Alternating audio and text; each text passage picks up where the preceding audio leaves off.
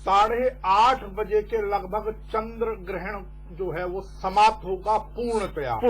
यद्यपि दिल्ली में जहां तक मैं समझता हूं, जो मैं क्षमा चाहूंगा अगर कहीं गलती कर रहा हूं, कि शायद चंद्रोदय 6:42 पर है, तो दिल्ली में शायद इसका जो दिखाई देगा, इसका जो असर विशेष रूप से देखने में खुद वो शायद 6:42 के पश्चात ही दिखाई देगा। बिल्कुल, जिसका जो डायरेक्ट जो असर है वो 6:42 चंद्रमा के उदय के साथ ही शुरू हो जाएगा, लेकिन उसके इफेक्ट्स जो हैं वो सुबह से ही आने शुरू हो जाएंगे, सूतक से ही मिलने शुरू हो जाएंगे, सूतक के समय से ही मिलने शुरू हो जाएंगे। चंद्रमा का 9 घंटे पहले सूतक लग जाता है। अच्छा, उसी समय के मतलब चांद उदास होने लगता है, हम इसीलिए बिल्कुल देखिए छाया है, खोया चांद ऐसा है कि देखिए छाया है, छाया जब किसी चीज को ढक लेती है तो उसके ऊपर बैड इफेक्ट आता है, वो पनपता नहीं है, ये साइंस है। अगर किसी वृक्ष के नीचे कोई वृक्ष आ जाए तो उसकी ग्रोथ है वो रुक जाती है। अगर किसी आदमी को उसके बड़े लेवल के आदमी के नीचे रख दिया जाए तो उसकी ग्रोथ नहीं है, जब तक बड़ा आदमी नहीं हटेगा। तो इसी प्रकार से जो ग्रहों की छाया है, जो सूर्य और चंद्रमा के बीच में पृथ्वी आई और जो पृथ्वी ने चंद्रमा के ऊपर जो अपनी छाया डाली, उसका इफेक्ट जो है वो 3:45 से दिल्ली के अंदर लग जाएगा। 3:45 से दिल्ली के अंदर लग जाएगा। लेकिन सूतक के समय में कुछ प्रतिबंध प्रारंभ हो जाते हैं।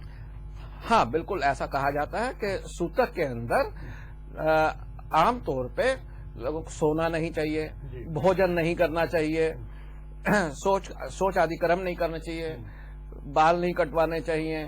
इस प्रकार की कुछ क्रियाएं हैं जो नहीं करना चाहिए। कोई शुभ कार्य इसमें नहीं किया जाता, कोई शुभ कार्य इसके अंदर नहीं किया जाता। महंत जी, जो अभी आचार्य वीरेंद्र मोहन जी कह रहे थे कि शुभ कार्य नहीं किया जाता, इस प्रकार की चीजों को जो तर्क शास्त्री लोग होते हैं, जो विज्ञान को में ज्यादा विश्वास करते हैं और बल्कि कहें कि धर्म को कहीं ना कहीं वो पछाड़ने या धिक्कारने की भी बात करते हैं, वो तो इन चीजों पर विश्वास नहीं करते। वो तो कहते हैं कि ये तो सब ब्राह्मणों के बनाए हुए ढकोसले हैं। आप क्या कहेंगे इस विषय? देखिए, सबसे मैं पहले प्रोग्राम में सभी दर्शकों को प्रणाम करता हूं और भरद्वाज जी, मैं अपने दर्शकों को बताना चाहता हूं कि जो विज्ञान भी हमारा चंद्र ग्रहण को मानता है, विज्ञान भी हमारा चंद्र ग्रहण को मानता है। आइए देखिए, जाने हम चंद्र ग्रहण है क्या। देखिए, ये ग्रहण जो है आकाशीय अद्भुत चमत्कार का एक अनोखा दृश्य है, जो ज्योतिष ज्ञान और क्या ग्रह ग्रहों की गतिविधि एवं स्वरूप का पर अद्भुत परिचय प्राप्त हुआ है। ग्रहों की दुनिया में यह घटना जो है भारतीय मनुष्यों को अत्यंत प्राचीन काल से अभिज्ञात रही है और इस पर धार्मिक तथा वैज्ञानिक विवेचन और ग्रंथों और ज्योतिषों में होता चला आ रहा है। नहीं महंत जी, मैं जो पूछना चाह रहा हूँ वो ये है कि धर्म कहता है कि जिस समय से सूतक लग जाते हैं उस समय से हमें मतलब बीमार बच्चे और बूढ़ों को उसमें से छोड़ दिया गया है, लेकिन बाकी लोगों को उस समय खान पान अनेकों जो अभी क्रियाएं बताई वीरेंद्र मोहन जी ने, उन सब की ओर नहीं जाना चाहिए। नहीं, लेकिन विज्ञान कहता है कि ये तो सब ढकोसले हैं, कुछ भी खाइए, कोई फर्क नहीं पड़ता है। नहीं, आप जो मर्जी कीजिए, ये तो सब ब्राह्मणों के फैलाए हुए फंडे हैं। देखो जी भरद्वाज जी, ये ब्राह्मणों के बनाए नहीं हुए हैं जी।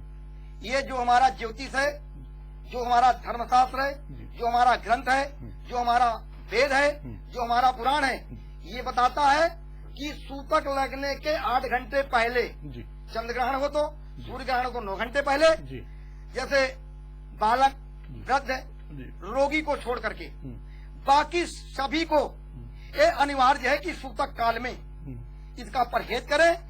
ये मेरा अपना 50 साल का अनुभव है। लोग क्या कहते हैं क्या नहीं कहते हैं, इन लोगों को अपना अलग विषय है चर्चा, लेकिन जो हमारा ग्रंथ कहता है, जो हमारा शास्त्र कहता है, जो हमारा वेद कहता है, सूतक को मानना चाहिए।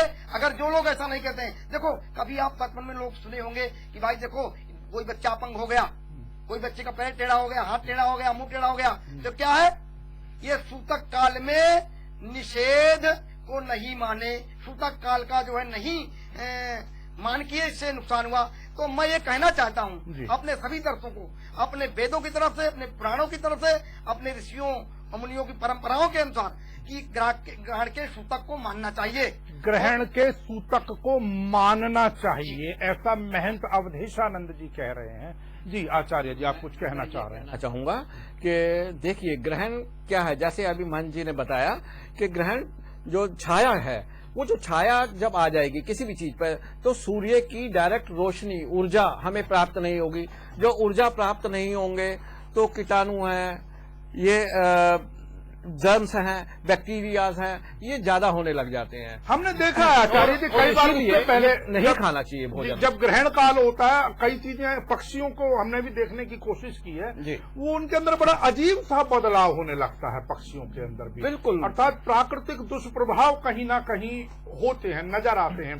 उनके अंदर एक अजीब सी कुलमुलाहट सी नजर आती है। मैंने देखा एक बार सूर्य ग्रहण के अंदर, दिन के अंदर। बिल्कुल जी, ये अपना अनुभव है। जी। अब आप देखिए कि पहले तो आप जानिए, अभी हमारे वीरेंद्र मोहन बख्शी बताए कि ग्रहण का जो कल जो है लग रहा है, ये खग्रास चंद्र ग्रहण लग रहा है जी, पूर्ण चंद्र ग्रहण नहीं लग रहा है। खग्रास चंद्र ग्रहण और पूर्ण चंद्र ग्रहण में भी अंतर है जी, अंतर है। अब देखिए कल जो ग्रहण का स्पर्श प्रारंभ हो जाएगा, वो हमारी जो भारतीय परंपरा है 15:45 यानी 3:45 से 3:45 PM प्रारंभ होगा लगभग। अब आप देखिए इस ग्रहण का जो मध्य है परमग्रास है, वो आप आइए 17:30 यानी 5:30 पे, और खग्रास समाप्त कब हो रहा है? देखो ये दिल्ली को बता रहा हूँ, बाकी अलग अलग शहरों में सूर्य उदय और चंद्र उदय अलग अलग समय में है, क्योंकि रेखांश और अक्षांश में अंतर है। तो अब इस ग्रहण का मोक्ष काल जो है कल 19:35 यानी 19:15 पे है, 12/7/19/7 पे कल है शाम ये। तो इसके पहले जो है 8 घंटा पहले, इस चंद्र ग्रहण लगने के 8 घंटा पहले और हमको सूतक मानना चाहिए। अगर हम इसको नहीं मानते हैं तो हमारी भारतीय परंपरा नहीं, ये हमारे ज्योतिष, हमारे शास्त्र, हमारे ऋषि मुनि कहे गए हैं। अगर देखो आप कभी आप देखिए जो चंद्र ग्रहण या सूर्य ग्रहण लगता है तो एक अलग सी दृष्टि दिखाई देती है, अलग सा मतलब माहौल दिखाई देता है, अलग सा माहौल नजर आता है। पक्षियों पर इसका सबसे ज्यादा दुष्प्रभाव देखा जा सकता है, अगर कोई देखना चाहे। हमारे साथ स्वामी विष्णु देवानंद जी भी जुड़े हुए हैं। स्वामी जी, बात जो चलती है, जो तर्क शास्त्री होते हैं, मैं वो प्रश्न आपसे भी पूछना चाहूंगा कि कुछ लोग कहते हैं ये धर्म के नाम पर ढकोसला है। ब्राह्मण लोगों ने अपनी रोजी रोटी चलाने के लिए इस प्रकार के ढकोसले चला दिया कि आप इस समय गर्भवती स्त्री ये ना करें, आप कुछ खाएं ना, आप कुछ पिए ना, आप सिर्फ दान करें, पूजा करें। इस तरीके की आप सहमत, मुझे तो नहीं लगता खैर आप सहमत होंगे उनसे, लेकिन आप अपने पक्ष में क्या तर्क प्रस्तुत करना चाहेंगे? मैं कभी भी उनसे सहमत नहीं हो सकता हूँ, न होऊंगा जी, क्योंकि मैं शास्त्र पढ़ा, पुराण पढ़ा, वेद सब कुछ देखा जाना, ऋषियों मुनियों को देखा जाना, हम पढ़ते चले आए शुरू से ही। और ये आज की बात नहीं है, बहुत पुरातन ही बातें हैं। ये चंद्रमा अत्रि अनसुईया के पुत्र हैं जी, जो ब्रह्मा जी के अंश से अवतार हुआ इनका जी, और दत्तात्रेय जी का अवतार जो है विष्णु भगवान के आशीर्वाद से हुआ जी, और दुर्वासा जी का अवतार जो है शिव जी के आशीर्वाद से हुआ जी, क्योंकि पुरानी कथा है तो लंबी चौड़ी हो जाएगी जी जी, कि ये अनसुईया माता को जो है ये लोग परीक्षा लेने के लिए जा रहे थे, तो उन्होंने, सारे लोग जानते हैं कि उन्होंने बच्चा बना करके पलने में झूला दिया और उन लोगों को बना करके खीर खिलाई, फिर पुत्र होने को उन्होंने आशीर्वाद लिया, तो इन्होंने अपने अपने अंश से ये 3 पुत्रों का जन्म दिया माता अनसुईया ने। तो ये चंद्रमा जो है मतलब एक इनकी और आती है कथा कि ये अल्पायु हो गए, मतलब इनको क्षय रोग पकड़ लिया गुरु बृहस्पति के श्राप से जी, क्योंकि ये थोड़ा सा मतलब गुरु पत्नी गामी हो गए जी। इनके पुत्र बुध जी हैं जी, तो वो जो है वही, और राजा दक्ष के 27 कन्या है जो चंद्रमा से ब्याही गई जी, जिसमें रोहिणी से बहुत प्यार करते थे जी। उन 26 कन्याओं को इन्हें भी श्राप लग गया जी। और वो जाकर के फिर माता सती ने, शिव जी ने बताया वही महामृत्युंजय के जाप करने के लिए जी, जिसके वजह से ये जाप करते करते ओम त्रयंबकम यजामहे सुगंधिम पुष्टिवर्धनम उर्वारुकमिव बंधनान् मृत्योर्मुक्षीयम् अमृतात्, ऐसा जाप हुआ। तो धीरे धीरे शनैः शनैः इनका रोग जो है खत्म होता गया और फिर पूर्ण से चंद्रमा हो गए, नहीं तो ये अल्पायु थे। अब ये जो है हर तरह से ठीक है और ये एक देवता है। मानता हूँ मैं, विज्ञान जो भी मान रहा है कह रहा है, लेकिन मैं विज्ञान को मानता हूँ, ठीक है अपनी जगह पर। लेकिन एक लकड़ की नाव है जो मतलब बहुत बड़ा दरिया अथाह जल में चल रही है, समुद्र में भी चल रही है। विश्वास करके हम उस पर पैर रखते हैं और बैठते हैं और बैठ कर चाहते हैं कि हम पार हो जाए, लेकिन बीच में तूफान उठ जाता है। और जब तूफान उठ जाता है तो उसमें सवार लोग क्या कहते हैं? ये तो नहीं कहते कि हे विज्ञान हमें बचा लो, हे विज्ञान हमें बचा लो।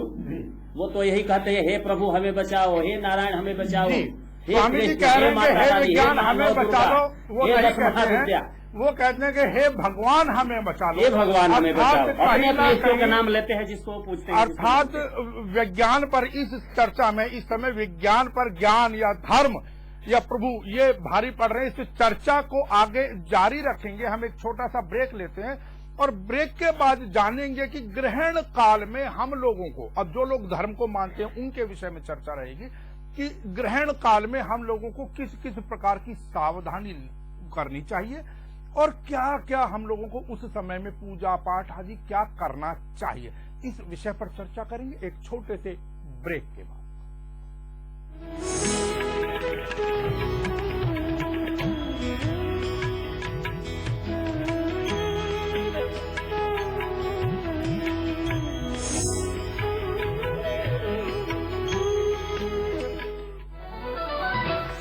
Watch your favorite A to Z news channel just a click away. Log on to www.a2znewschannel.com.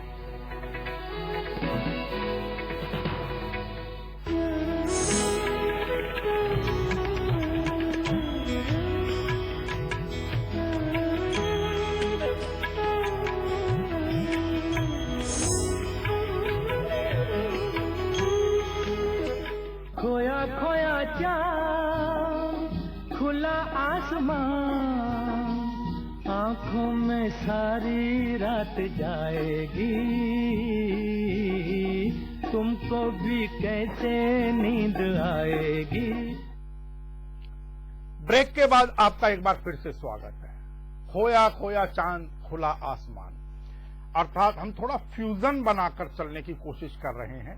विज्ञान और ज्ञान दोनों के महत्व को समझने की कोशिश कर रहे हैं। देखिए कई बार तर्क ये भी आता है कि विज्ञान तो अब लगभग 70-80 वर्षों से कहने लगा कि मंगल ग्रह लाल है या उसके संदर्भ में और जानकारियां आने लगी हैं, लेकिन ब्राह्मण लोग और ज्योतिष शास्त्री लोग कहते हैं कि हम तो लाखों वर्षों से मूंगा पहनाते आए भाई इस प्रकार के दोष के अंदर, तो ज्ञान ज्यादा है, ज्ञान के विग्रह को विज्ञान कहते हैं। लेकिन इन ग्रहण में एक चर्चा रहती है राहु और केतु के रोल की भी, कि शायद चंद्र ग्रहण में राहु और सूर्य ग्रहण में केतु का रोल होता है। तो आचार्य जी क्या है ये? देखिए ये छाया ग्रह है।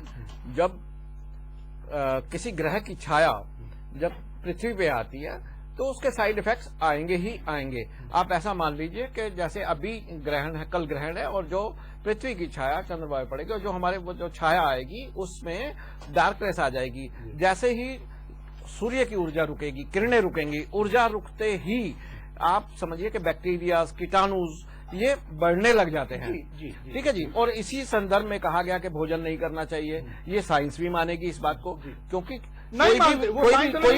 कोई भी व्यक्ति दूषित भोजन नहीं करना चाहेगा। जी मैंने पिछले ग्रहणों में कई बार देखा है तर्कशास्त्री और अनेकों लोग और अनेकों आधुनिक बनने वाले लोग इस बात को सीधे सीधे नकारते हैं और टीवी चैनल्स की बहस के अंदर वो वहां पर खाना भी खाते हुए दिखाते हैं। अब क्योंकि कल ग्रहण ऐसे समय पर है जिस समय शायद हमारा कार्यक्रम लगभग ओवर होना होगा, तो इसलिए इस चर्चा को हम आज चला रहे हैं। महंत जी, ये राहु और केतु का रोल भी जरा एक बार फिर से आप थोड़ा सा और समझा दें अपने शब्दों में, फिर आगे की चर्चा करते हैं। देखिए ये हमारा ज्योतिष और हमारे जो पुराण है, राहु और केतु, देखो समुद्र मंथन हुआ जब तो उसमें 14 रत्न निकले। अब सिंपल में सूक्ष्म में आइए, यहाँ हम समझाने की कोशिश करेंगे कि उसमें से जो है राहु जो है वो अमृत पाने के लिए जो है परेशान हुआ, देवताओं के पक्ष में बैठ गया और धोखे से उसको अमृत मिल भी जाता है। और मिलने के बाद जो है देवताओं को पता लगता है तो उसके सर को अलग कर देते हैं, धड़ को अलग कर देते हैं। तो राहु और केतु 2 में परिवर्तित हो जाते हैं।